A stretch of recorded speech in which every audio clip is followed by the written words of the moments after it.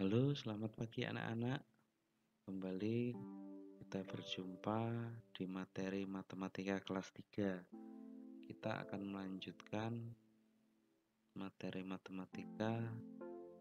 Kalau kemarin kalian belajar tentang pecahan sebagai bagian dari kesatuan, untuk hari ini kita akan belajar pecahan sebagai bagian dari keseluruhan. Oke, kita bahas sama-sama. Nah, di sini Pak Guru akan berikan 3 contoh, yaitu ada pecahan 1/2, pecahan 1/3, dan pecahan 1/4. Yang pertama, pecahan 1/2. Kita klik sama-sama. Nah, di sini ada sebuah contoh. Ada 4 anak bermain di taman, di mana 2 di antara anak tersebut adalah perempuan. Jadi banyak anak perempuan yang bermain ada 2/4 dari seluruh anak. Dapat dinyatakan anak perempuan 1/2 dari keseluruhan.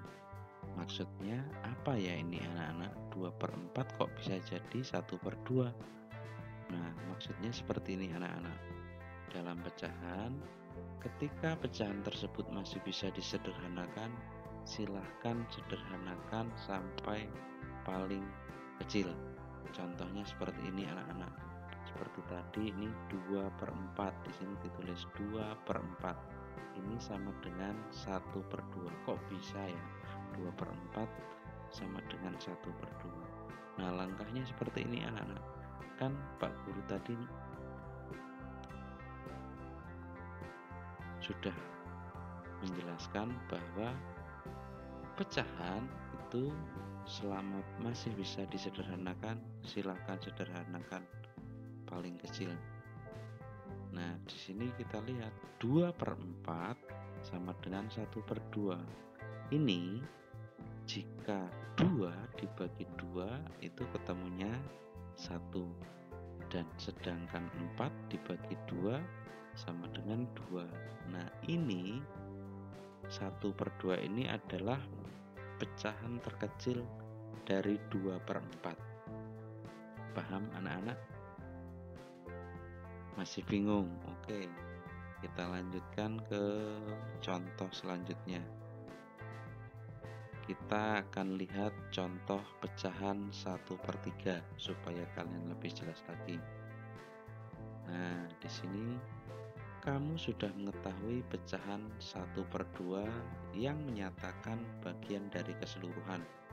Bagaimana dengan pecahan 1/3? Contoh, ada 6 payung. Sebanyak 2 diantaranya berwarna merah. Kalian bisa lihat di atas ini anak-anak. Ada 6 payung, 2 berwarna merah. Jadi banyak payung berwarna merah merupakan 2/6 bagian dari keseluruhan payung. Kenapa seperti itu? Ya, kita lihat seperti ini anak-anak. 2/6 itu sama dengan 1/3. Kenapa bisa seperti itu? Ya, kita buktikan dari sini anak-anak. 2 dibagi 2 itu 1. Sedangkan 6 dibagi 2 ketemunya 3. Jadi 6/2 itu sama dengan 1/3. Paham?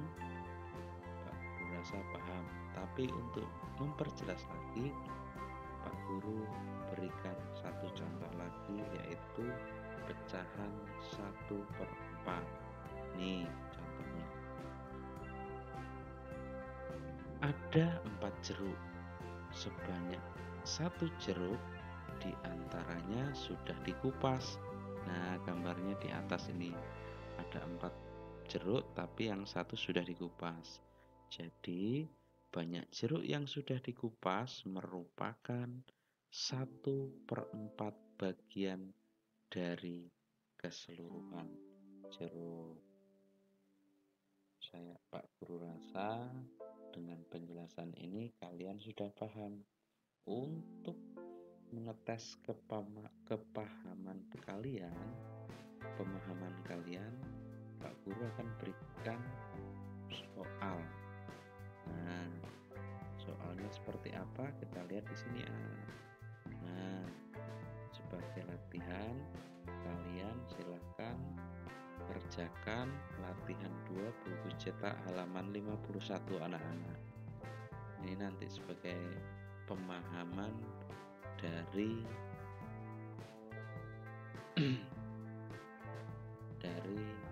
pecahan penjelasan yang pertama.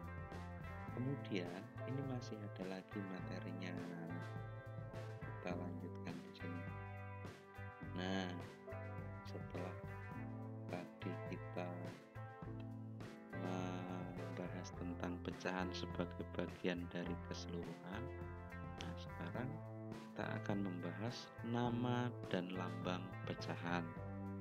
Nah, di sini Pak Guru contohkan ada huruf P per Q. P per Q ya. P ini sebagai pembilang dan Q atau Q itu sebagai penyebut. Maka dibacanya P per Q. Dengan P dan Q adalah bilangan bulat. Paham? Anak-anak, kalau masih bingung di sini kita lihat. Guru ulang sekali lagi. P per Q. P ini sebagai pembilang dan Q atau Q itu sebagai penyebut. Kita lihat di sini contohnya. Cara membaca pecahan yaitu dengan cara pembilang per penyebut. Sebagai contoh nih, 2/3 itu dibaca 2/3. Angka 2 itu sebagai pembilang dan angka 3 sebagai penyebut. Nah, sebelum Pak Guru lanjutkan, dalam penulisan itu untuk pecahan itu bisa seperti ini anak-anak. 2/3 ini bisa disebutkan 2/3. Bisa juga ditulis seperti ini anak, 2/3. Jadi sama, ini membacanya sama.